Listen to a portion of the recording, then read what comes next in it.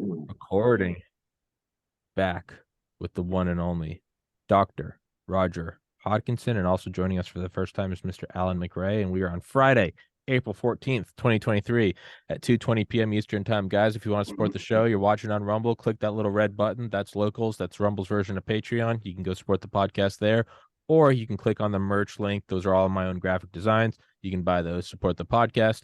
And as I apologize to these two gentlemen beforehand for my less than professional look, the reason why I'm in a wife beater is because the air conditioner broke, and it's now it's 88 degrees in here, and I don't have any of the electronics on, and I'm just going as cold as I can. So not that I'm normally something great to look at, but I'm even worse to look at today. So Dr. Hodkinson, could you please introduce yourself for the new listeners? And then after that, Mr. McRae, if you could please introduce yourself. Sure, nice to be on again, Tommy. Thank you for the exposure. Um, I'm a retired pathologist in Canada. I've done a lot of stuff in organizational medicine, which I don't really want to bore you with. Um, my two heroes in life are Flick in Bug's Life and Sir Winston Churchill. I was president of the world's oldest Churchill Society, believe it or not, right here in Edmonton for a number of years. That's enough about me, but Flick nailed it. You take one step forward against the grasshoppers and you just floor them. Yeah. And this is the importance. And if they all get together, what do you think happens? Then he pulls the thing and all the. It's a great scene. Mr. McRae, could you please introduce yourself to my audience? Yeah, my name's Allan McRae, Canadian, living in Calgary now for many, many years. My expertise is energy and climate. I spotted the climate scam in 1985, studied it for another 17 years, published my first articles in 2002, called it correctly then, had some eminent co-authors. In 2002, we stated two very clear statements. There is no real climate crisis, and green energy isn't green and doesn't produce much useful energy. That really sums it up. 21 years ago, we said everything that really mattered. We can go on from there later.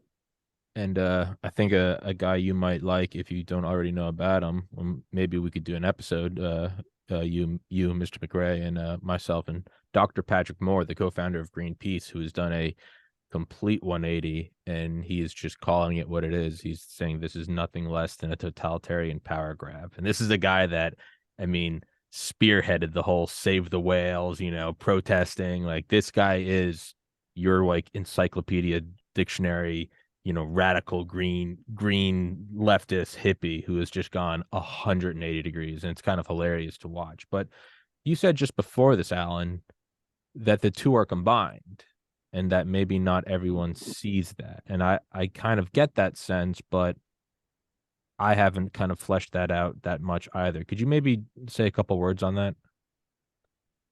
Yeah. First of all, the climate scam is a 50-year-old scam, started around 1970, and it's always been a scientific falsehood promoted by a mountain, an avalanche of well-paid, literally billions of dollars of propaganda. It doesn't have an ounce of truth in it, never did. And I spotted that propaganda style, I'll call it, that tactic, very early in the COVID back in February, and became aware very quickly that the two scams were linked and were being linked by the same people. The usual village idiots that spoke out loudly about climate suddenly spoke out loudly about COVID. I'm talking about people like Justin Trudeau and Prince Charles. And these people who have no scientific competence and are pretty clearly of sub-average intelligence started spouting the same propaganda. And then they even linked them and said the same ridiculous things, absolutely illogical. I believe their standard program statement was, to solve COVID, we have to solve climate. Technically, the two matters are utterly unrelated, but this was a campaign that a remarkable number of, as I say, the usual village idiots were speaking out about all over the world. And it never made any sense. They linked them first, and it became very obvious that these two scams were being pushed by the same very disreputable people. Disreputable, but intelligent. And that doesn't mean that their minions are intelligent, but that's one thing I always try to clarify is they might be evil. These people are not stupid. They understand what they're doing. And as in my own defense, anyone watching just saw me on my phone. That's a cardinal sin for me, is when myself or a guest is on their phone. I think it's the most disrespectful thing. I'm posting the live links to all the social media things. I'm relatively new to doing live, so please excuse me for that. But when you said the two at first don't seem related, it'd be like if you went back to World War II and you had no security clearances in the Department of Defense and you saw the enrichment of uranium and plutonium. Like, that's kind of odd. And then you also saw the Air Force training and breeding a bunch of bats. There was an idea to take bats, put incendiary bombs on them, drop them over Tokyo. The bats would then go hang under wooden structures at night. The bombs would go off and you'd burn it down. If that idea didn't work, we were going to nuke Japan. Obviously, we chose the latter. But two disparate things, bats and the enrichment of uranium, to the layman doesn't seem related. But if you understand what the higher up is taking down Japan, well, then they do make sense. So then you have to bring yourself forward 80 something years and go, are these two things related? And what is their goal? It's not taking down a sovereign nation. It's taking down a sovereign planet. Am I getting anywhere near the mark? Well, I would believe so, but I'd like to hear what Roger has to say. Yeah, Roger, I'm sorry we've been boxing you out of the conversation.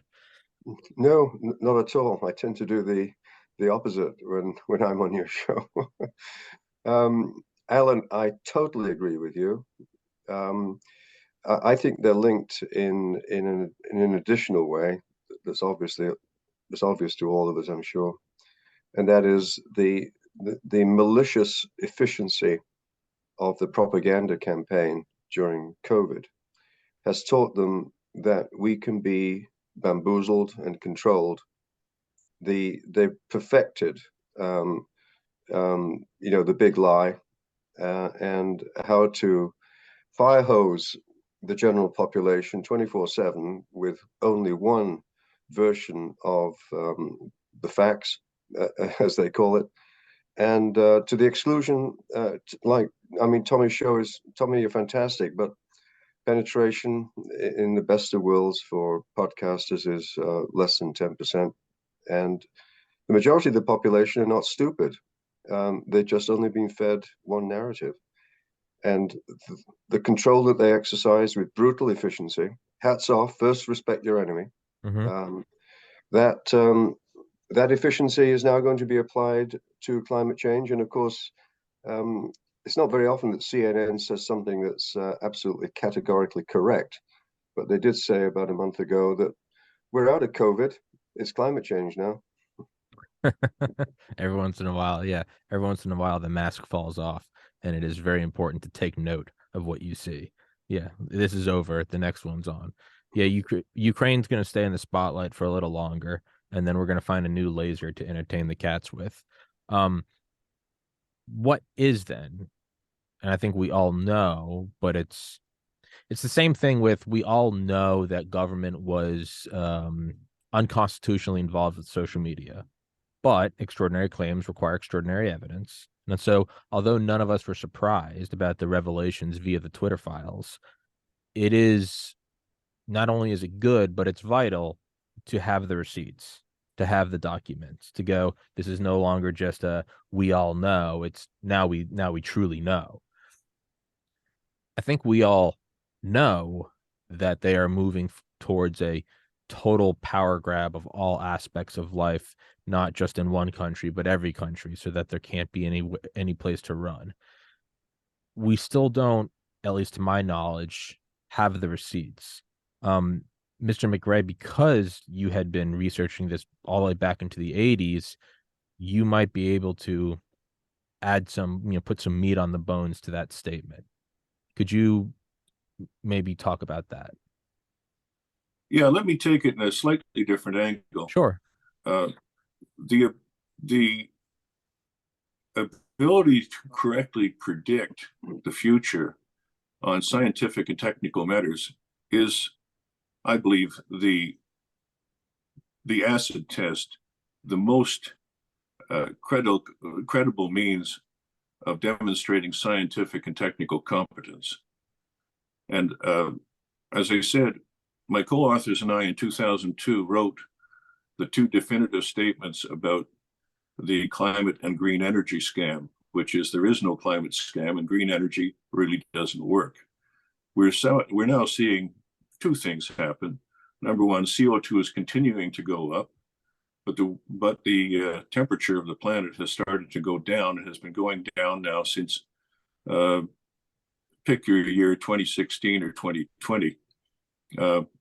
We also predicted that, by the way, in 2002 in writing, in an article I wrote. And I had one of my co-authors make material contributions to that. On the energy front, Britain and Germany just went through a winter of no energy and probably killed off a whole bunch of old people because they overinvested in wind power in particular, and one of the so-called green energies. And the simple fact is wind power cannot replace fossil fuels because it's not dispatchable. Dispatchable means you can dial it up and down when you need it. And wind power also here in Alberta has been a total bust. It costs a lot to install. It doesn't deliver when you need it. And much of the time when the wind does blow, we have to give the stuff away or even pay Washington State and British Columbia to take it. It's a total nonsense. It's because our politicians, to be as respectful as I can, are energy imbeciles. These people should not even opine on energy. They don't know anything about it. They're scientifically uneducated. Nobody should let these imbeciles near the hot stove. That's the bottom line. They've done nothing but harm to our energy grid here in Alberta and elsewhere in the world. And they continue to do so. They keep bleating about global warming, climate change, and so on. None of this is really happening. And every time they do anything to do with electricity or fossil fuels, they actually drive us backwards socially and economically. And they do so in a very, very significant way. Their biggest crimes have really happened not here in North America.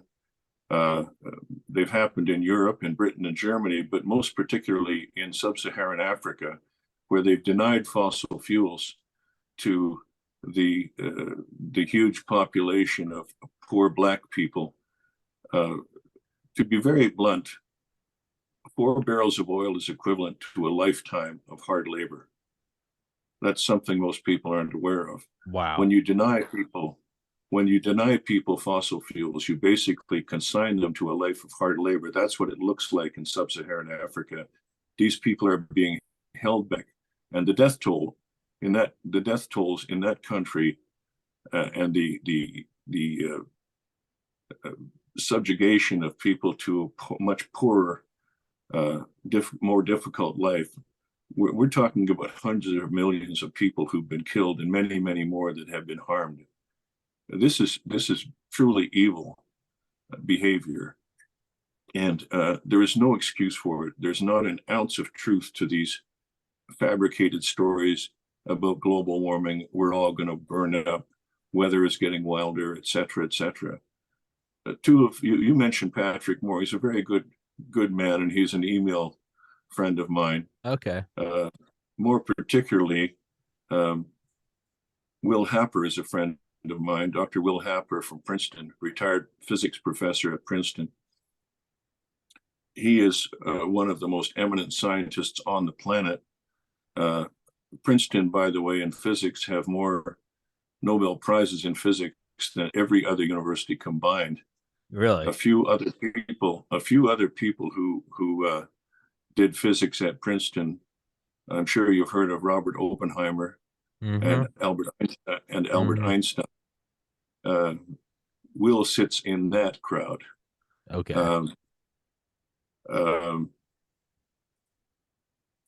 there are other equally eminent scientists in Europe, North America, and around the world who have spoken out against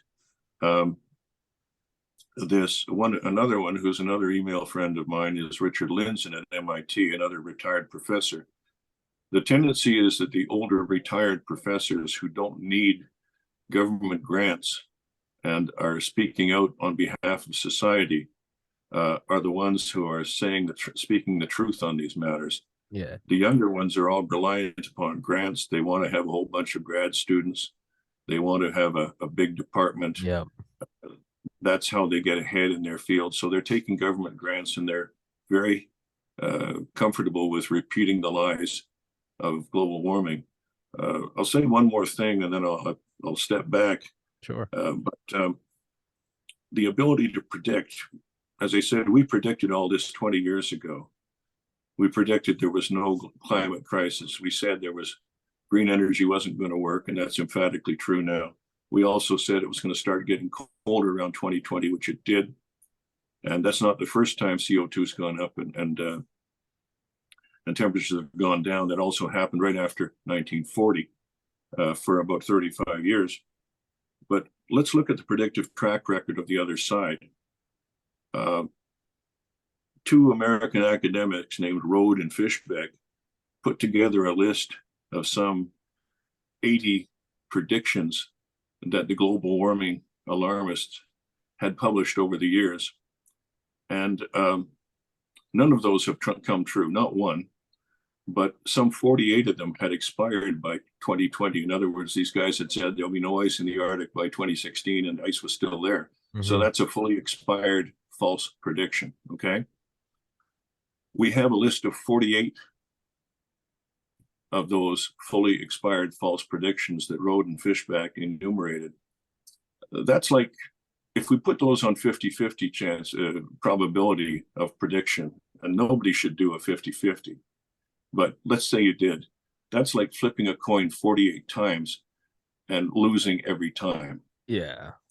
The odds on that are one against that happening are 1 in 213 trillion. Yeah. Okay. Now, if you want to put 60-40 odds on that, it's 1 in 13 quintillion. And at 730 odds, it's 1 in 13 septillion. Septillion would be a 1 followed by a number of zeros going down past the corner of your street. Yeah. Okay. Okay. These people know they're lying. Yeah. Nobody can be this wrong for this long. Okay. That's the bottom line. Nobody can be this wrong for this long. They've known they've been lying for 50 years, and they, when they're quite indifferent. When they're caught in one lie, they just make up a new one, and you can read them in the paper every day. We're all going to die from global warming. We're all going to drown. We're all going to do this. It's all false. Well, you can look at you can continue to be that wrong if you control the means of communication, not just in terms of monologue, where it's I'm broadcasting from my radio or my television or my newspaper, and there's a monopoly, and you just read it, and you're some poor guy in 1904 New York just selling fruit, and you're like, well, we're all gonna die, and that's that. Even when we get to the internet, you can see that they and as Dr. Hodkinson said, respect your enemy. They know that their BS is being called more and more, so the mask is falling off yet again, and you're seeing that naked grab for what? Communications, Facebook, Instagram, Twitter, YouTube, Snapchat, TikTok. They're going for the Restrict Act, right? They played with it, with the misinformation, with the 2020 election irregularities, COVID, and then they started to move towards Ukraine stuff, the Disinformation Governance Board. They're backing up a bit, and they're catching all of our lies, and we all know we're not going to stop lying. So we got to strengthen our grip on the actual communications infrastructure, which I think is extremely telling. I'd add to what Allan said, Tommy. The science is known to them as it is to us. Mm-hmm. It's obviously failing, but the motivation behind it, in my opinion, is much more important than their actions. the motivation basically is, we have been so successful on the backs of the third world that it's time to pay back. And we're going to pay back by impoverishing the West and trying to transfer money, if the WHO gets its way, United Nations, transfer money back to the third world that we exploited. That's essentially the subliminal message behind all of this. But in the meantime, there are two curves that at some point are going to cross.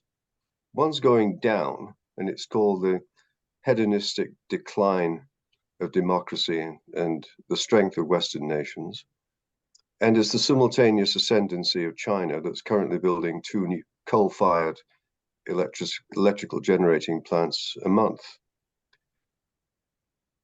We don't feed our enemy. Medieval principle of warfare. You don't feed your enemy.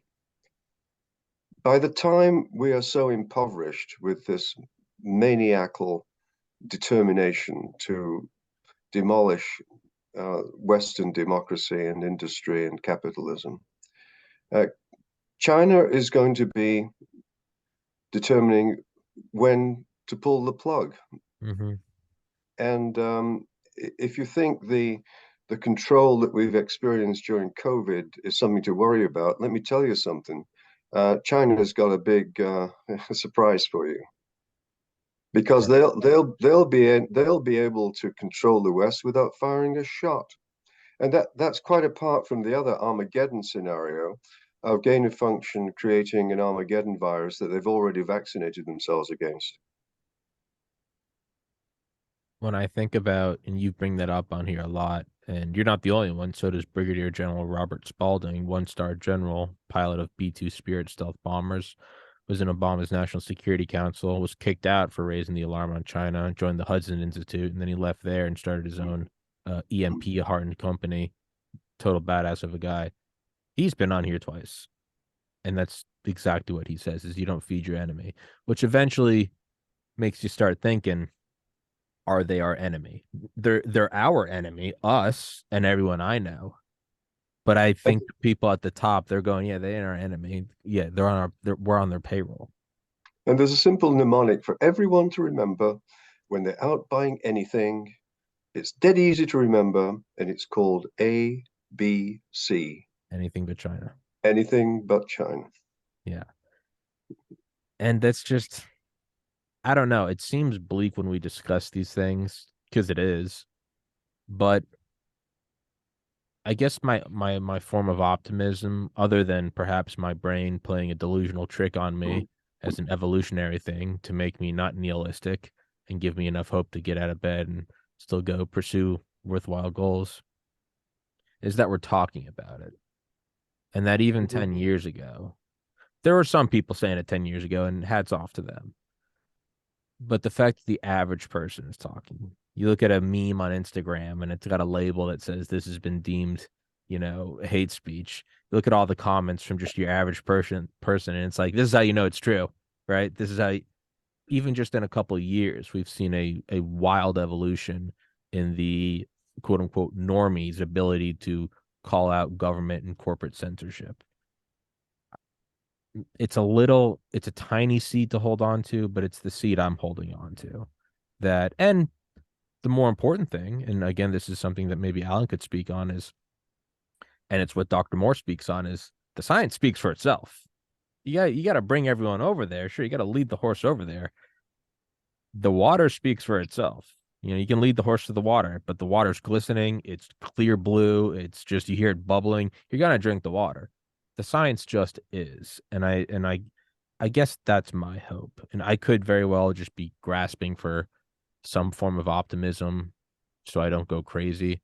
But Mr. McRae, could you maybe talk about that? Will the science of what's going on, be it COVID or the backwards progress of moving to less energy dense materials, which no society has ever done, will the science speak for itself, and will it hasten or facilitate, or both, the dribbling out of the truth? Well, I think I think, yeah, I'm going to switch over to COVID, which, as I Sure. said, is something I've studied for 3 years, published 2 books on, by the way. They're far too long. They're wonderful cures for insomnia, but they have some very good pithy points in them.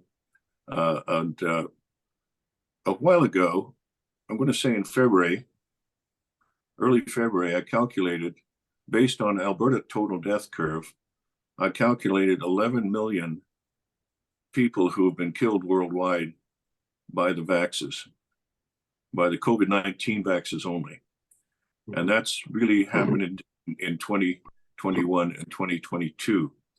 Shortly after I published that number online, I read a paper by Denis Rancourt, French guy, I think he's French-Canadian, and his 4 colleagues. They had published a similar analysis using total death curves.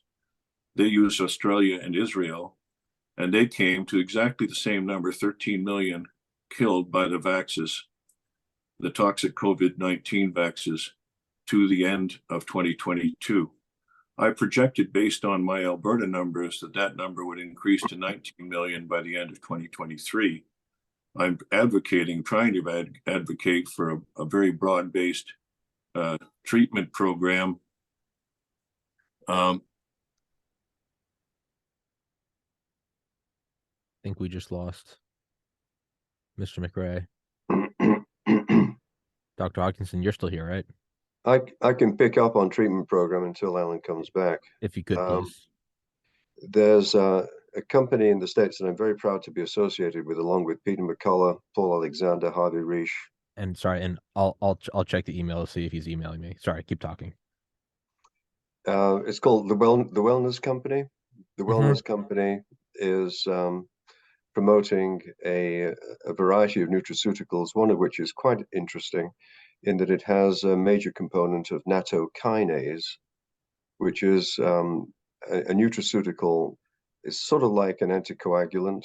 The benefit of it is, of course, that people that are trying to detoxify from the spike protein are at risk of thrombotic events, and a blood clot in our blood vessels is eventually dissolved with another system called the fibrinolytic system, and nattokinase encourages the breakdown of clots. So it is potentially subject to further studies, but it's safe relatively, and well tried, well used historically, and may well be a useful adjunct for people who are concerned about the lingering effects of spike protein in their blood, which we know can continue for at least 15 months in some people.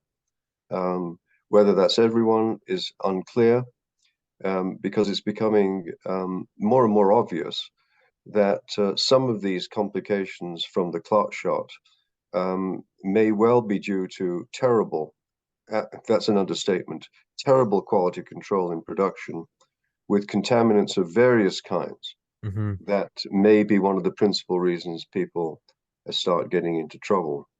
But nonetheless, the spike protein itself, regardless of the dose that you're getting, is a toxic agent, and one should be doing everything one can, especially if you've been recently attacked by the clot shot. It's reasonable to try and minimize the risk of a complication. And just full disclosure, neither Dr. Hodkinson or myself makes any money from the Wellness Company. I wish I did. This isn't some moral statement. I wish I was making money from that plug at all. I don't care, but we don't. But and nattokinase, that's actually been used.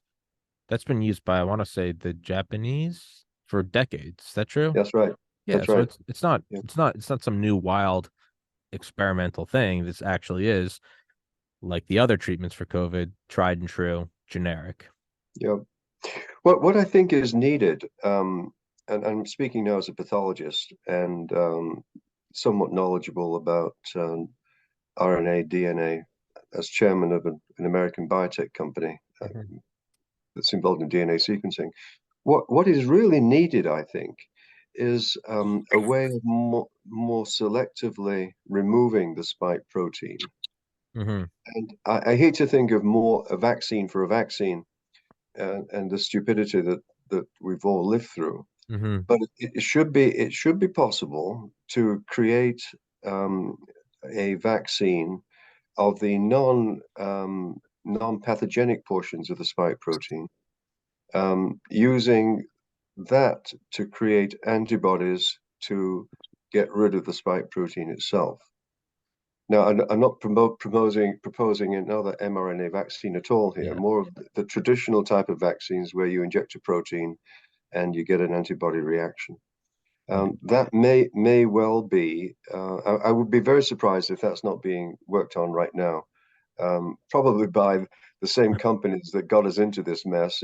Double dipping at the front end and back end. Well, there's a Mr. McRae has joined us again. There is a couple months ago, actually a while ago, maybe even a year ago. They all time runs together. I think it was Pfizer in conjunction with AstraZeneca said that they were going to start working on a vaccine for the unexplained and completely unrelated uptick in youthful myocarditis and pericarditis, which, I mean, respect your enemy. I mean, talk about fiduciary responsibility. They know how to run a company and and soak everyone out of their money. But I don't think, just again speaking as a guy in a bedroom wearing slippers with no formal education in medicine or anything for that matter, I don't think most people would want a vaccine to fight the previous vaccine. But I don't know, the number of people that willingly took the first one, maybe my foot's in my mouth. Maybe they'd happily take it. I'm not sure. I'm kind of out of my depth here. Can you hear me again? Yes, sir. Good. I have a 14-year-old daughter, and she's supposed to be picked up at school. Since we're running late, she's starting to panic. Anyway, I think she'll be all right for a while, as long as she doesn't call us again and interrupt the thing. I thought I'd had the phone shut down, but apparently not to close friends and family. Not a problem. The situation, I have had some success. I managed to get ivermectin from India before they shut it down. I have two medical friends, one a doctor, one a retired physician, one a registered nurse. They both had chronic bleeding after they took the shots. They were required to take the shots by that criminal act of our governments. They both had chronic bleeding that was significantly serious. I got them to take about 15 days of ivermectin, only at 12 mils a day, and that stopped it.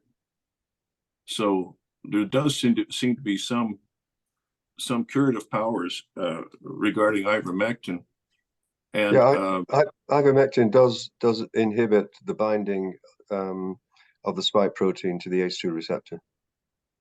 I see. Trying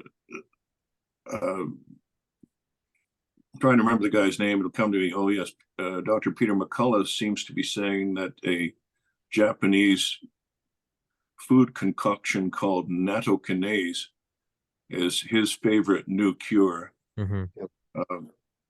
And I've never had an experience with that, but he's a pretty smart guy. I'd listen to him any day.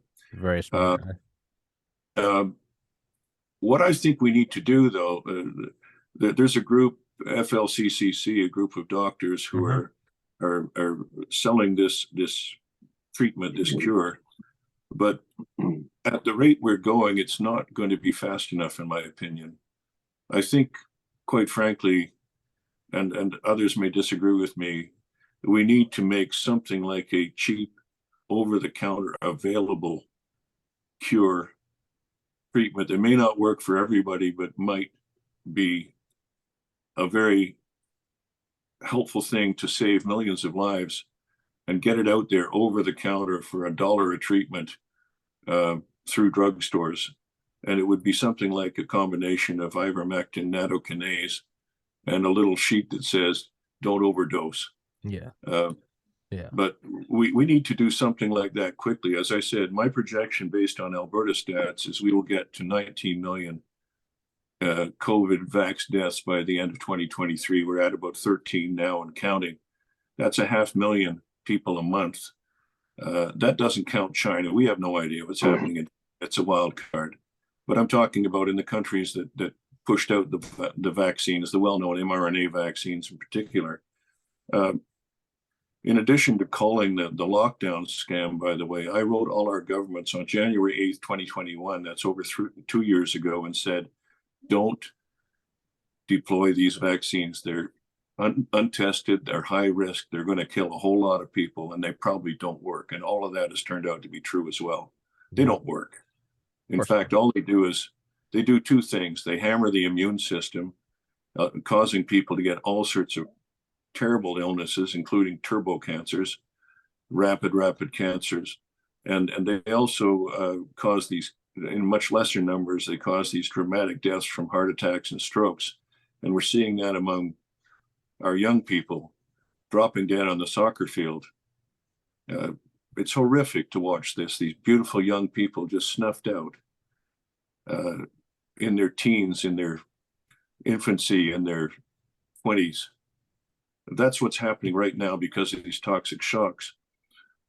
And our governments are still pushing this nonsense.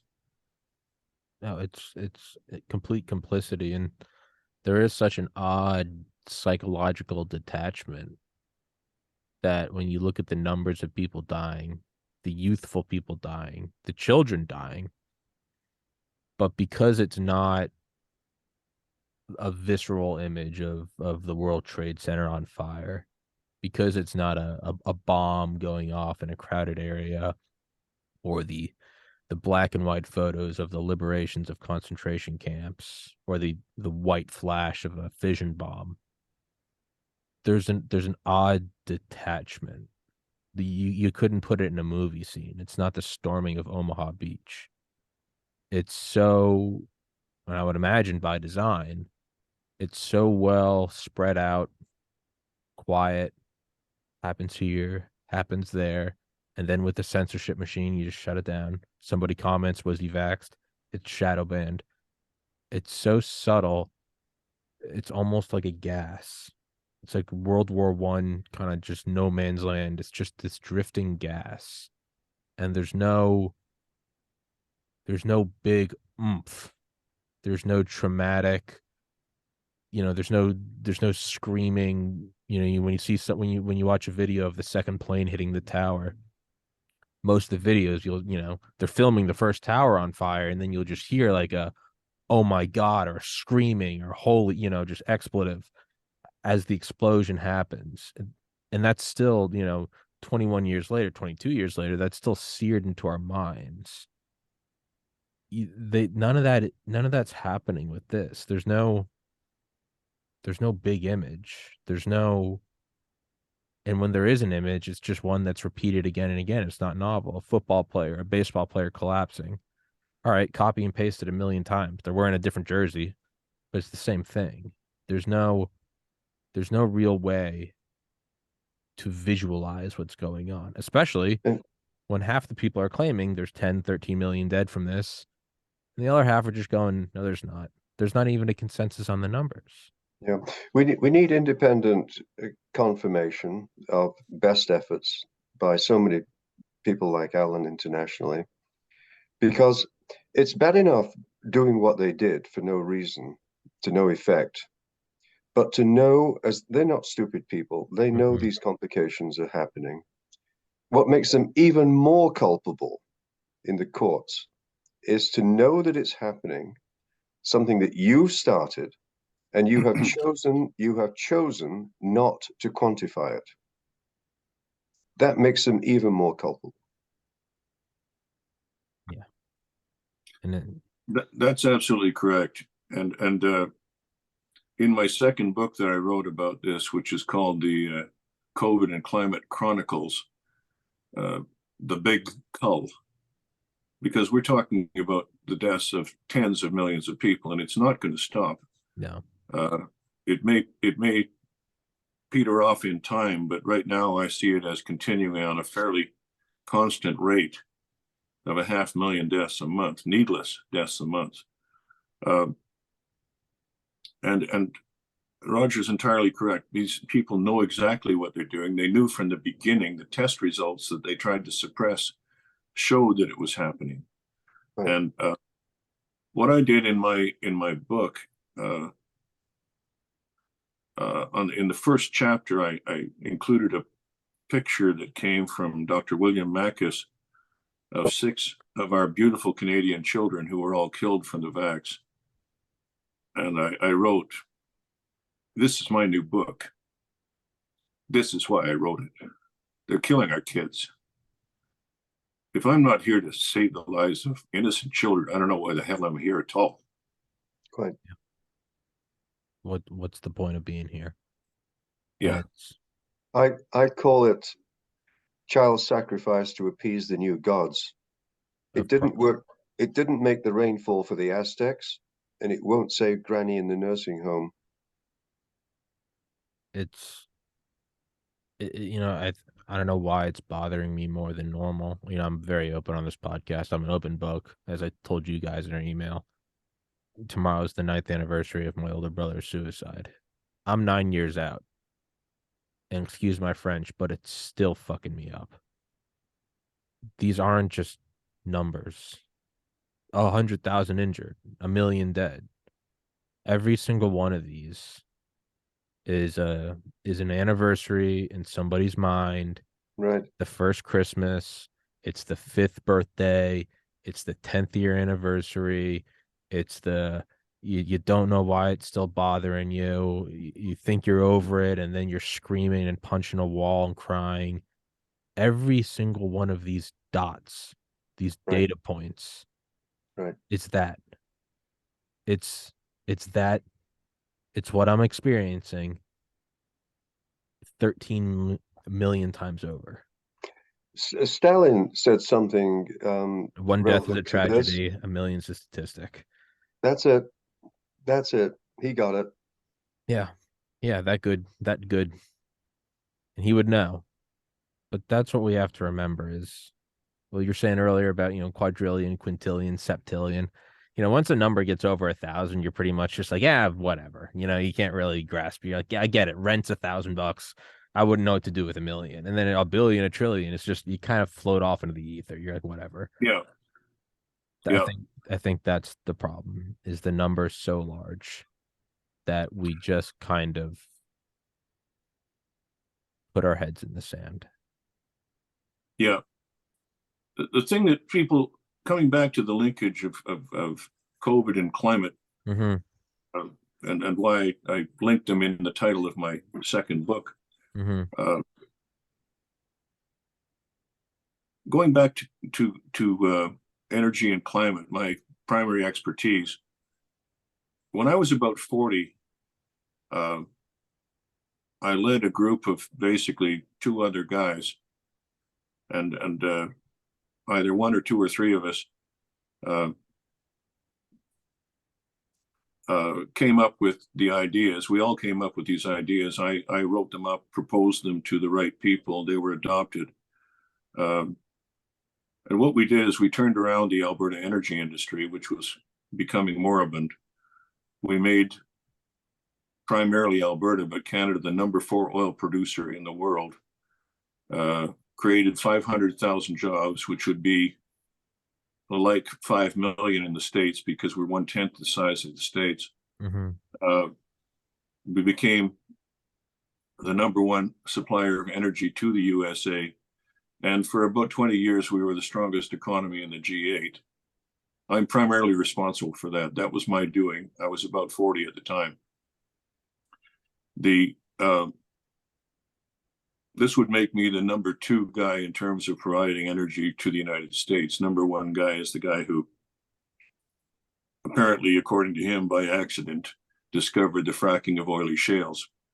But the bottom line is, without global primary energy, and 85% of that is fossil fuels, to this day, even with all the propaganda, that amounts to what keeps us from freezing and starving. Yeah. We are a complicated society with enormous energy inputs into everything, including the production of food. And the simple answer is, people will come up to me, some of these people who are so green and trying to wear their virtue on their sleeve, and say, you're a bad person because you did oil. in your career. And I say, I'm the guy who kept you and your family from freezing and starving to death. It's that simple. I don't tolerate these imbeciles anymore. You can't. I really cannot do it. I just have to speak the truth, and I am very blunt about it, because very simply, the people who are doing the anti-energy thing are in the process of causing enormous harm to society. And if they carry on very much further, they're going to kill a whole lot more people. Right now, they've killed millions, probably tens or even hundreds of millions in sub-Saharan Africa. They've killed, I'm sure, hundreds of thousands in Britain and Germany over the last couple of years. But pretty soon we're going to start talking some real numbers here. And the carnage won't stop. Once you mess up energy sufficiently, you're on a downward spiral, and you're going to see enormous loss of life. And again, we need to understand that this is not accidental. The people marching in the streets and yelling at people, the people gluing their hands to Da Vinci paintings, like, no, they're brain dead. They're whatever. They're lost. The people causing this, they know what they're doing. No one looked at back. I know I keep bringing up 9/11. No, maybe the first plane. No one looked at the second plane and said, how awful is that pilot? And no, hey man, it's not an accident. They know what they're doing. So when you look at what they're doing across all aspects of life, and sometimes it is just a money grab, and it's kind of dark that I'm almost yearning for those days where we would start a war just for money. Because at least you understand it. Yeah, they're demons, they're making money. They want a penthouse and a yacht. I get it. When you start seeing what they're doing now, ushering us towards World War III, trying to reduce the standard of living, you will own nothing, you will be happy, you will take the experimental shots, and then removing the very energy, the very means in which we break and form chemical bonds to operate and run our modern way of life, down to they just want to get rid of everything. You start to see it for what it is. And it is the most evolved, most vicious, most tightly bound together, perfectly packaged machine that, when it's all said and done, will make Mao and Stalin and Hitler look like people who are just tinkering with the idea of genocide. That's what this is. And make no mistake, it's nothing less. That's correct. Let me give you some numbers that I've worked out. I told you there's 13 million worldwide deaths to the end of 2022. In the United States, the total is 1.6 million American dead, needlessly dead. 500,000 from poor late treatment in 2020, and another 1.1 million in 2021, 2022 from the deadly vaxxers. That's 1.6 million American dead. That compares to 1.1 million killed in all your wars going back to 1776, including the horrific Civil War. Mm-hmm. You're 50% greater than all your war dead going back to the foundation of your country. In Canada, the death toll right now is about 100,000 Canadians. We had good early treatment. Our doctors did a pretty good job, at least some of our provinces did a pretty good job. We really didn't have any death bump in Alberta all the way to July 1, 2020. And so virtually all the deaths are actually deaths from the vaxxers. That number is about 100,000 in 2021, 2022.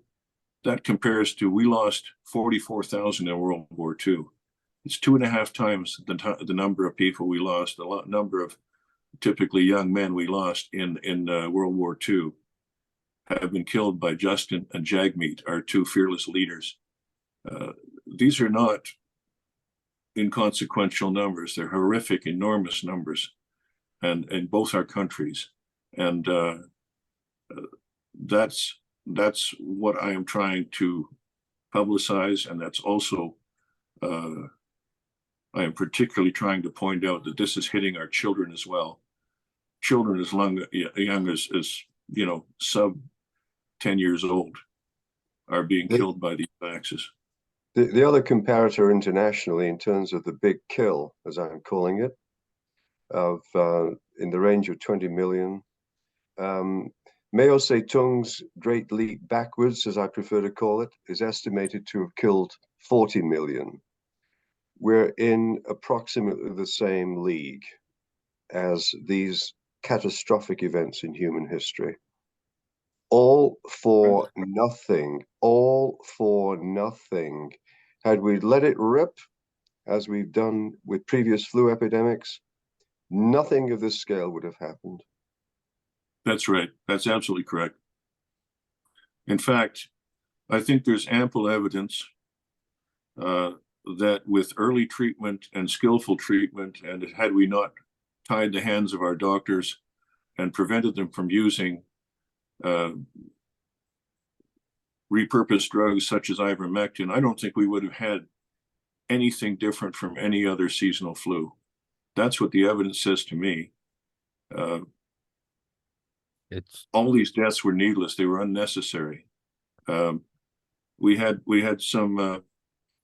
One guy I really liked was a Dr. Zev Zelenko, I think was his name. Zelensky, Zelensky, Zev Zelenko. Yeah, love that guy. Orthodox Jewish guy taking care of a very elderly community of Jewish people in New York State. Didn't lose a single one of them. Pulled no punches. Yeah, I love that guy. He was terrific. He was so straight up, and by simple early treatment, he was able to save every one of his very elderly people. So that's, I think, the gold standard. That's what we could have expected from our doctors had we let them do their jobs.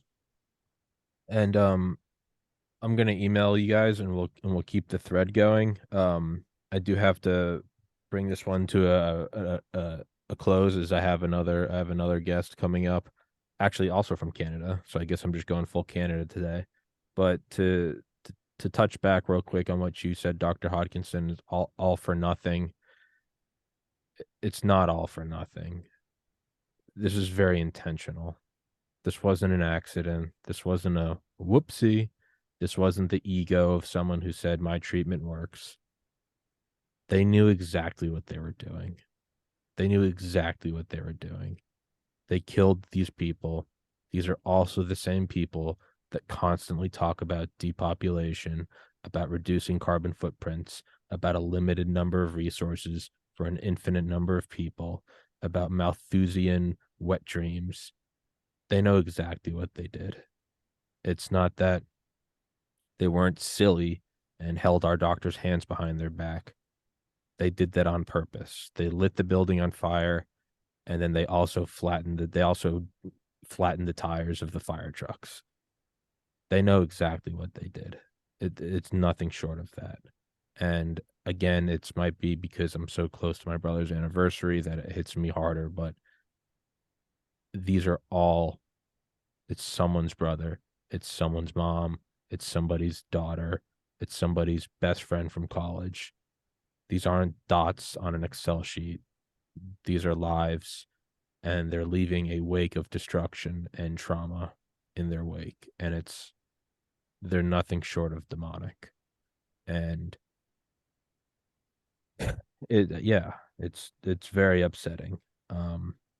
But on that cheery note, Mr. McRae, it was wonderful to meet you. Dr. Hodkinson, as always, it's a pleasure to have you guys on. I'm sorry this is such a short episode. It's my fault. I scheduled things too close because I'm an idiot and don't know how to manage time. But I'd love to have you guys on again, perhaps together. Mr. McRae, I have a lot of guests who I think would be cool to have on with you. And thank you so much. And if you might have already, and I'm rude because I didn't notice it, could you please, in our email chain, could you give me the links to your 2 books, and I'll put them in the description of this video so people watching on Rumble or Spotify can go grab them if they'd like. Certainly. Thank you very much. Thank you, sir. Dr. Hodkinson, thank you so much. Thank you, Tommy. God bless everybody. We're going to win. Do it for Zelenko. Don't hold any punches.